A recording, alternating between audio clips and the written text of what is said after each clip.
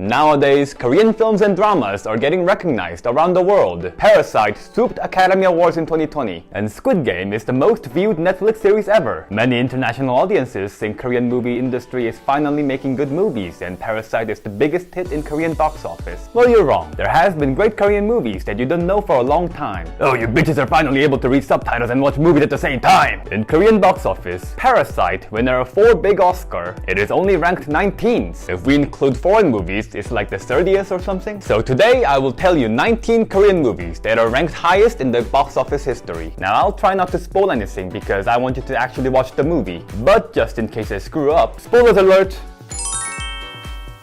The 19th movie is Parasite, the film that swooped Oscar in 2020. I'm sure that because of this movie, many international audiences started to have interest in Korean movies. In this movie, a poor family attempts to smuggle into a rich family as a tutor, driver, and a maid. Generally, many people think of Oscar-winning awards and think of, oh, boring movie just made to win awards. Well, in some cases that might be true, but this one is not. It is legit funny, smart, and terrifying sometimes also. So if you haven't watched this movie yet, I say give it a go! The 18th is Silmido. It is the name of an island. In 1968, North Korean special forces penetrated into South Korea and almost reached the Blue House where the president lives. The South Korean president got pissed off and be like, you dared to kill me, motherf***! It's my turn, bitch! He created his own special forces made of prisoners and lowlifes and gave them a promise. If you bring me the head of the North Korean leader, you will have a clean slate of your record and have a new life. It is called Unit 684. In 3 months, they become monsters ready for action. What is interesting about this movie is that it is based on true story. It happened in August 23rd, 1971. It is pretty entertaining, so check it out. The next movie is called The Attorney. In the early 1980s, Korea was under ex-military general dictator president. At this time, that dude was full of McCarthyism. Innocent students were arrested with no reasons and tortured to confess that they are communist. In this movie, the protagonist is a lawyer who was on a roll, and one day he realized that his favorite restaurant's owner's son went missing. Turns out that he was arrested and tortured for running a study group, so the protagonist decides to be his attorney. Oh, this trial is a goddamn charade. The judge, the prosecutor, the witness, the boy is going to end up guilty anyway. Regardless, the attorney was like, oh, f*** it, and tries everything he can to save the boy. Personally, I highly recommend this movie to you. The acting, the script, message of the movie, they're all great.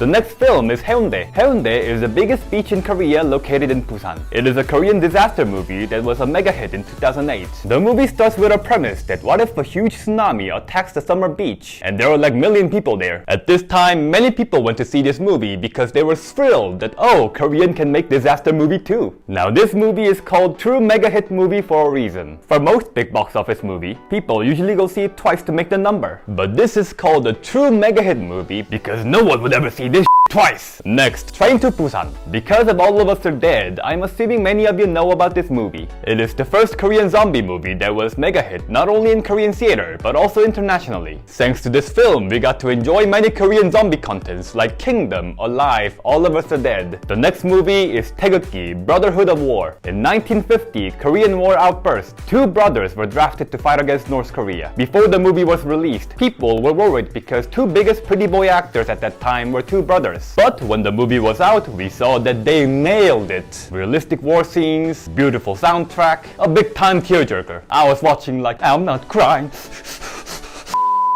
The next movie is called A Taxi Driver. And no, it is not the Robert De Niro movie. In May 1980, there was a huge protest in Gwangju province against the dictator president, the motherfucker that I mentioned earlier. That bitch declared martial law, and soldiers were shooting at protesters. No one outside Gwangju knew what was going on there, because the place was quarantined, and all the TV, newspaper, they were all censored. Now, in order to let everyone know the truth, a German reporter tries to go to Gwangju to film it. He rides a cab there with a driver. After reaching Gwangju, they saw the massacre going on there, and they must record the truth and return to Seoul without being caught by soldiers. The movie's plot is typical superhero movie. But what is special about this movie is that it is based on real events with real people. The reporter, the taxi driver, they are all real. The sad thing is that these 2 never got to meet again after this incident. After going back to Germany, the reporter tried hard to find the driver again, but he never did. He wanted this movie would help to find his friend, and after the movie was released, the driver's son did show up. Ooh, that's my dad! The driver was dead long ago, so it would have been great if the reporter got to meet his son, but he died like a year before the movie was released, and it made many Koreans sad. The next movie, Masquerade. In Joseon Dynasty, the king's position was hanging by a thread. Everyone was seeking for an opportunity to take over. He became paranoid and finds a perfect double to cover for him. The double is a low life hanging at a bar all the time, but he looked exactly like the king. One day, the king falls into a coma, and he had to act like a king until he wakes up. But turns out that he is surprisingly good at being a king. He doesn't stop at just pretending, but starts to make his own voice. Next movie, The Clown and the King. First movie that more than 10 million people have watched. In Joseon Dynasty, a small town clown moves to Seoul to play in the Big Boys League. He and his crew becomes popular fast, but they get arrested for making fun of the king, who was paranoid and violent at that time. The trial was performing in front of the king. If the king laughs, and they live. If the king makes a straight face like this,